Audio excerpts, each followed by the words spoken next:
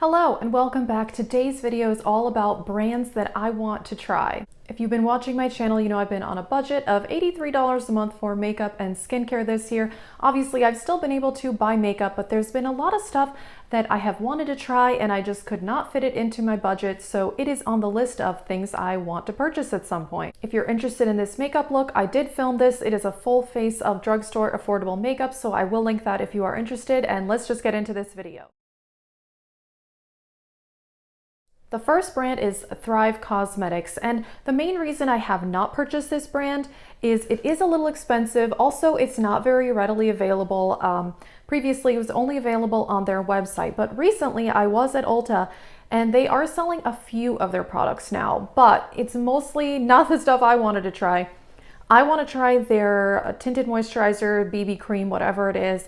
Also their face powder and their bronzer, but none of those are currently being sold at Ulta, but I have a feeling they will bring in the rest of the brand. Right now they have their mascara and two other things, I'm not sure. Now that it's available at Ulta though, I would be interested to try because just in case it's not good, I could return it because it is a pretty pricey brand.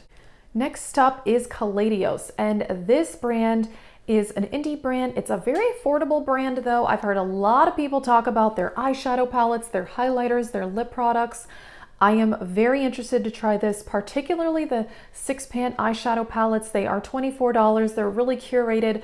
They just look really pretty, and I've heard amazing things about their formula. So this is also definitely on my to-try list. Next up is another brand that has recently been available at Ulta, and that is Nabla.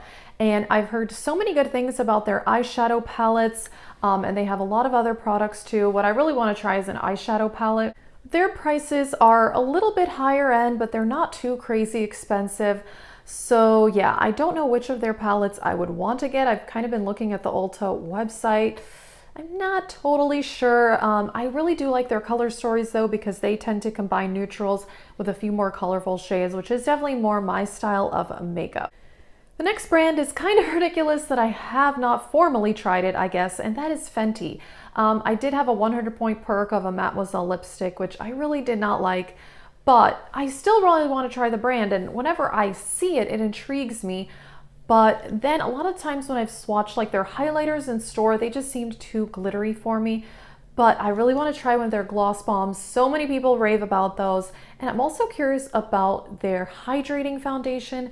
Although I would be worried maybe it would be too dewy. I have combination skin, but probably would be something I would enjoy more in winter time.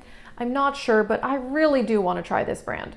Next up is a brand that I previously have said I am not super interested in, and I mostly do hold to that, and that is Farsali. But there's a particular product I want to try, and that is the Glass Skin Primer. So many people have raved about that and have said that it's really, really nice. And I love trying new primers, so that is definitely on my wish list, but I wouldn't say there's really anything else from them that I'm interested in.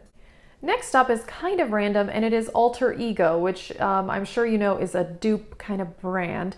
But I've heard really, really good things about them, and I have tried Bad Habit Beauty, which is a similar brand, but that one doesn't exist anymore. They had some dupe palettes, and I really, really like those. I have their dupe for the Mario palette, which I think is really, really high quality. I'm interested in trying one of the Natasha Denona dupes because the Natasha Denona palettes are really, really expensive. I definitely cannot buy all of them. I do have one larger one, the Metropolis, which I do love. But yeah, I've heard really good things about Alter Ego, and that is on my wish list. Then we have Melt Cosmetics. And this brand, the main reason that has held me back, it's pretty expensive. Their palettes are expensive, their stacks are expensive, their highlighters are expensive. It is sold at Sephora now, so that may be how I get it. I'm just not 100% sure. Out of the palettes they release, they don't always completely speak to me. But their most recent palettes, I forgot what they're called, but they're kind of like Day of the Dead themed. So pretty. Those are amazing, and they're getting really good reviews. But yeah, I really, really want to try Melt Cosmetics. Haven't been able to pull the trigger, but hopefully at some point. Last up is an indie brand, Sydney Grace Cosmetics. I have really wanted to try them. I really want to get their single eyeshadows. So many people rave about those. I did not buy a lot of single eyeshadows this year. I just don't tend to reach for them very much, but everybody says amazing things about this brand, and I really need to just try it. So that is it for this video. There's actually a whole lot of other brands and a lot of products on my wish list right now. But anyway, let us know. Have you tried any of these brands? Do you have some favorites, some recommendations? That is it, and thank you for watching.